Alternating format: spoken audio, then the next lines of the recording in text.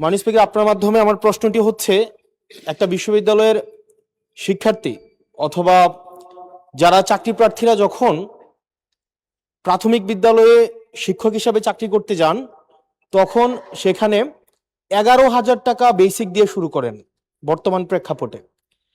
অর্থাৎ এই চাকরিটা হচ্ছে 13 গ্রেডের চাকরি এবং তৃতীয় শ্রেণীর। একজন যখন সেকেন্ডারি এডুকেশনে চাকরি করতে যান, তখন বেসিক বেতন পান 16,000 টাকা। এটা 10ম গ্রেডের এবং দ্বিতীয় শ্রেণীর চাকরি। আমাদের দেশের প্রাথমিক শিক্ষা এবং মাধ্যমিক শিক্ষা এই দুইটা হচ্ছে ফিডার ইনস্টিটিউশন। আমরা যদি ভালো শিক্ষার্থী ফিডার ইনস্টিটিউশন থেকে আমরা টারশিয়ারিতে পাঠাতে পারি, তাহলে সেখানে একটা রিসার্চ বেসড আমরা একটা আউটকাম পাবো। মাননীয় প্রধানমন্ত্রীর কাছে আমার প্রশ্ন, বর্তমান বাস্তবতায় 11,000 টাকা বেসিক এবং 16,000 টাকা বেসিক দিয়ে এই আসলে শিক্ষক হতে আগ্রহ নিয়ে এসে এখানে আসলে দিন শেষে সার্ভাইভ করা খুব কঠিন হয়ে যায়।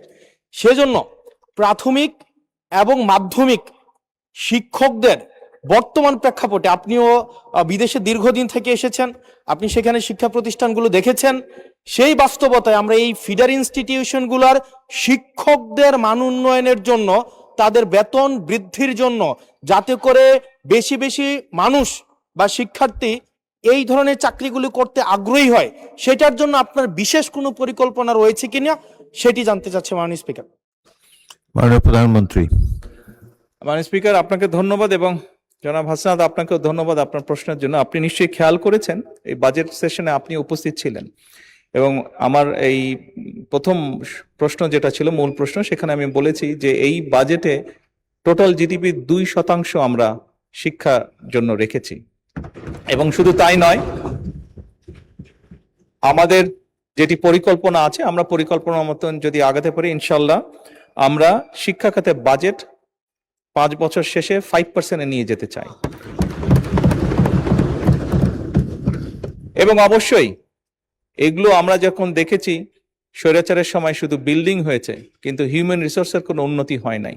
আমি আপনার সাথে সম্পূর্ণ একমত যে আমরা যদি আমাদের প্রাইমারি এবং সেকেন্ডারি এই শিক্ষকদেরকে যদি আমরা সঠিকভাবে ট্রেনিং দিতে না পারি, কিন্তু শুধু ট্রেনিং না, ট্রেনিং এর সাথে তাদেরকে তাদের সম্মানীয় যদি বৃদ্ধি করতে না পারি, তাহলে অবশ্যই আমরা প্রত্যাশা করি না যে তারা ভালো কিছু ডেলিভার করতে পারবেন।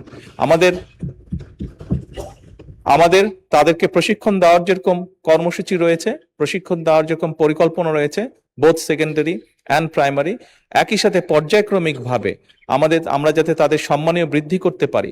আমরা অনেক সময় দেখি যে প্রাইমারি স্কুলের টিচাররা, এই সংসদে দাঁড়িয়েও আমি বলেছি যে অনেক সময় আমরা এখনো দেখি যে প্রাইমারি স্কুলের শিক্ষকরা তাড়াতাড়ি করে ক্লাস করিয়ে হয়তো আরেকটি সেকেন্ড একটি কোনো জবে অথবা কৃষিকার্যে যেটাই হোক একটি সেকেন্ড জবে তাকে যেতে হয়, তা না হলে তার জন্য সংসার চালানো কষ্টকর হয়ে যায়।